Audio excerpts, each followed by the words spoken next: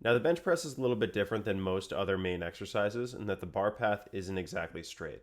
So if you were to just bring the bar straight down, it would be like a guillotine and your elbows would flare out. So instead, you have to let the bar drop forward towards your chest before pushing it back over your shoulder joint. So just to make sure that the bar kind of takes the same path every time, you always want to make sure your setup is the same. So always try to line up. I like to use my nose to the bar before I start benching. That way I know out of the rack it's going to be, how it's going to feel. You then want to push the bar forward, not necessarily up, just because you don't want to lose that shoulder position. Your shoulder blade should be back and down. If you have a spotter, they can help you out. But if you're just self spotting, again, pushing the bar forward, not necessarily up, is going to help keep your scapula nice and tight. You want to create like this nice rigid surface that you're pushing off of, which is like your upper back. You want to create a nice tight arch. You don't want to lose any energy in this kinetic chain. Your feet should be walked back. Again, just to make sure everything's nice and tight. You should feel some tension in your quads.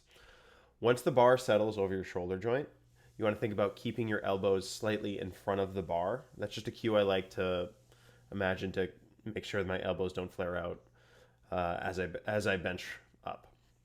From there, you want to make sure that you're hitting the same spot down on your chest as possible. The more narrow grip you have, the further the bar is going to have to travel forward. The wider grip you have, the more straight the bar path is going to look. You can use those little circle knurling marks to make sure that your hands are in the right spot. Experiment with what width works best. A little bit more in is going to work more tricep. A little bit wider is going to be a little bit more chest. From there, once the bar touches your chest, you want to think about pushing the bar away from you, not necessarily up.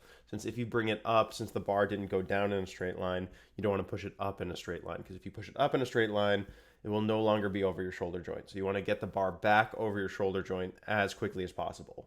So to do that, initiate what's called leg drive. So you're going to think about almost sliding your toes to the front of your shoes. As you do that, the bar is going to accelerate back towards your face, and then once it starts going in that direction, you can be a little bit more aggressive about pushing the bar away from you, bringing it back over to the shoulder joint.